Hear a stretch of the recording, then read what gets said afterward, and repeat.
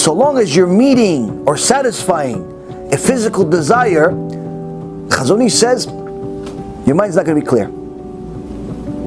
Needless to say, you're never going to arrive at Emunah, which requires a clear mind.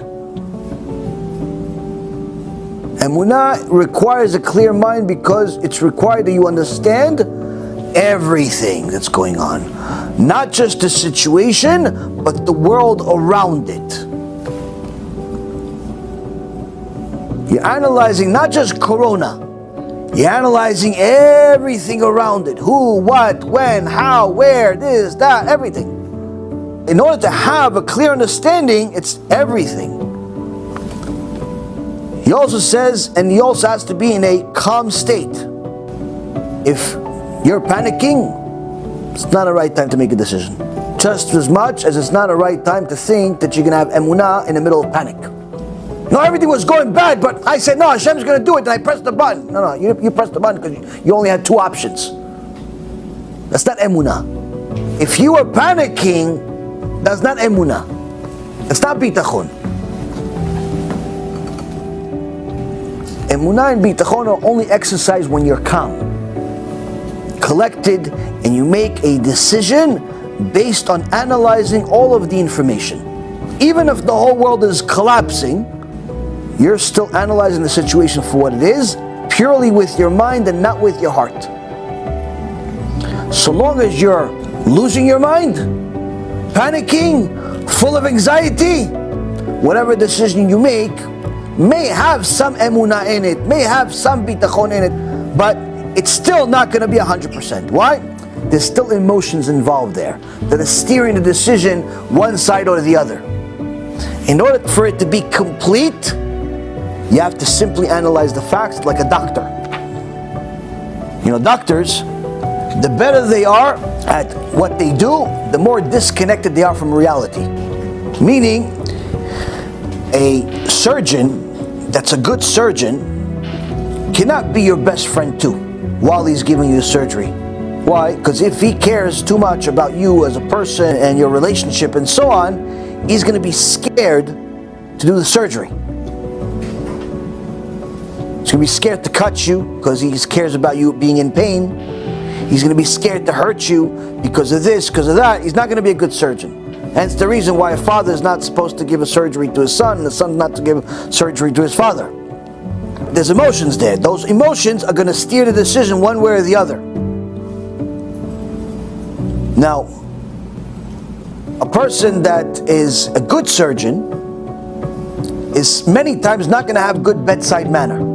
Meaning he's not going to be very friendly. Why? He's disconnected from people. He just simply looks at facts. Half the heart's not working. I got to work on that heart. Yeah, but what about the guy who's going to be in pain? That's not my business. Well, you're cutting him. He's going to have a scar there. Scar, no scar. If I don't fix it, he's going to die. I don't care about the scar. I have to cut here, cut there, cut there in order to save his life. So a good surgeon is going to look at what it is.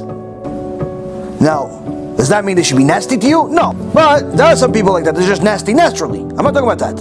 I'm talking about when he's in the middle of a surgery, there's no like high fives and what's up and what's going on and how was your weekend. I'm looking at it, it doesn't make a difference who this person is.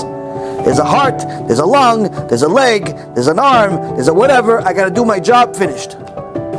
Now, le'avdil, a Jew that wants to serve HaKadosh Baruch Hu at the highest level must look at his emunah, must look at his bitachon, must look at his avodat Hashem, no different than the greatest surgeon in the world looks at his patient. No different than a sniper looks at his target. You have to be focused on it and it alone. Which means you have to remove as many of the emotions that you could possibly remove in order to analyze and dissect the situation for what it is. The less emotions you have and more facts, the easier it's going to be for you to do the right thing. Doesn't mean you need to be emotionless.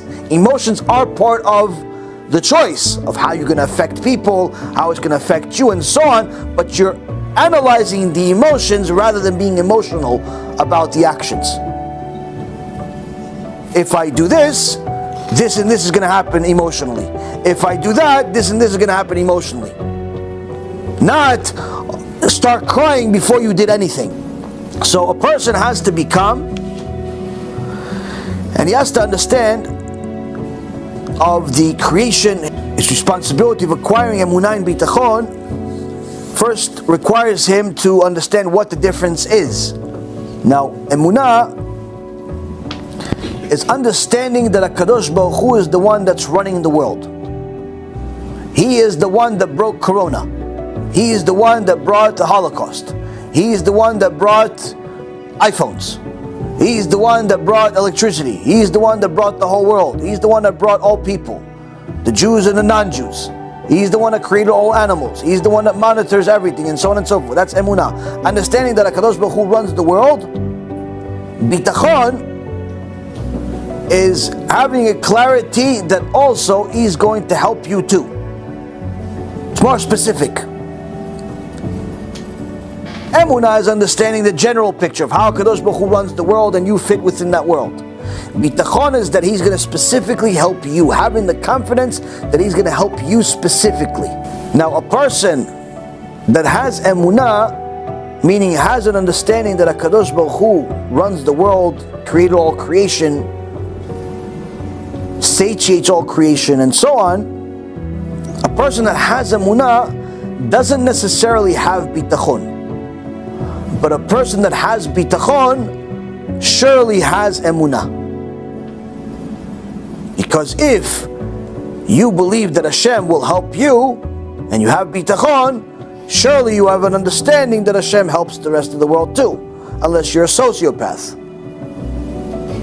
And then that means that your Bitachon is not Bitachon, but rather some other mental condition.